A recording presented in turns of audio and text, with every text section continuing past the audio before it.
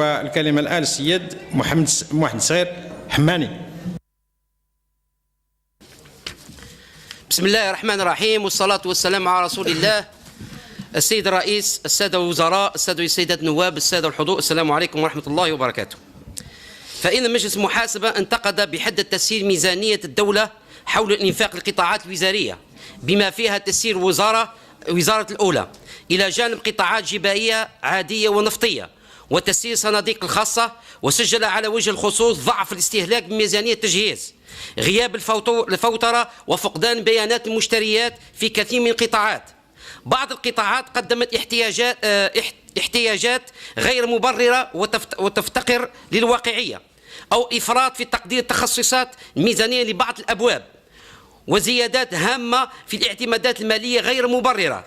كما سجل تقرير مجلس العدل من انطلاق مشاريع برمجتها قطاعات الحكومية منها الفلاحة والداخلية منذ 30 سنة، واستمرار ظاهرة عدم إنضاج المشاريع واللجوء الكثيف إلى عمليات إعادة تقييم البرامج وعيوب ونقص المعلومات حول تنفيذ البرامج القطاعية، والتأخر في تطوير المدونات العمليات التجهيز، وعدم بلوغ الأهداف المسطرة وتنفيذ برامج، وغياب رقابة ومتابعة الإنجازات. وإليكم بعض النماذج من حول نفاق القطاعات الوزارية فيما يخص وزارة الأولى، حيث سجل مثلا عدم ضبط القيود المحاسبية المتعلقة بمشاركة الجزائر في إحدى المعارض الدولية.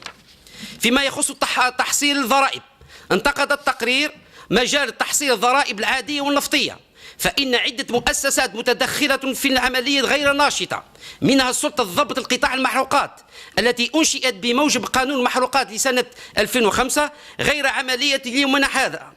ونلاحظ أن وزارة المالية قادرة على التدقيق في أرقام البنك الجزائر وأرباح شركة سوناتراك، حيث تكتفي بتقييد هذه الأرباح دون إجراء أي رقابة على صحتها ومصدرها، وأن مديرية كبريات المؤسسات لا تقوم بدورها في تقييم الجباية النفطية، حيث لا تتوفر إلا على 3 أعوان على مستوى الجباية البترولية، ولا تتوفر على وسائل ملائمة لتحقق من التصريحات المقدمة إليها.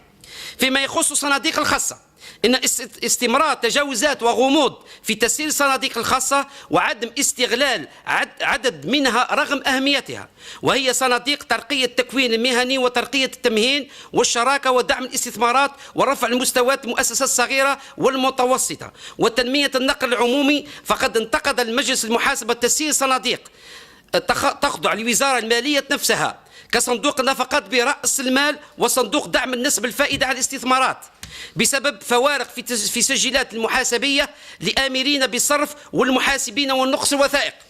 فيما يخص وزارة الثقافة، فإن قطاع الثقافة برمج إعانات ومساهمات لفائدة مؤسسات لم تنشأ بعد، فإنه يوجد هناك خلل في الفواتر بقيمة 63 مليون سنتيم، حيث لا تحتوي على أرقام حساب المستفيدين وتسدير فواتير بقيمة مضاعفة ومصاريف مهمات بتواريخ متداخلة.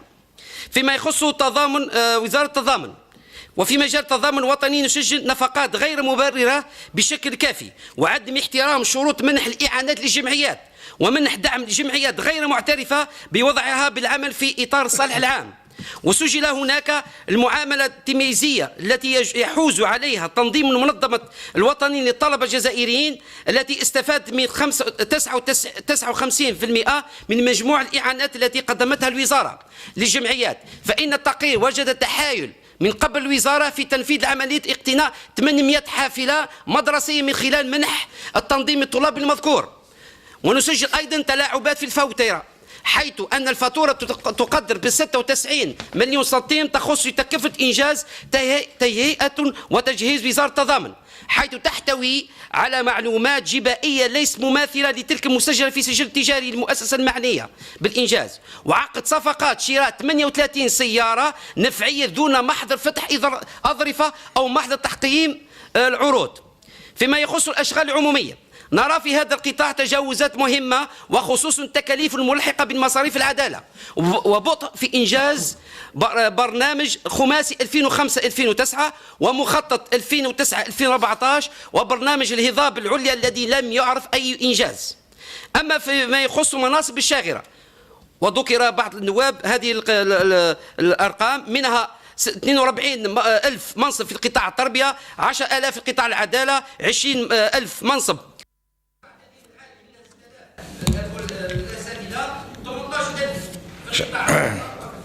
شكرا لك سي محمد.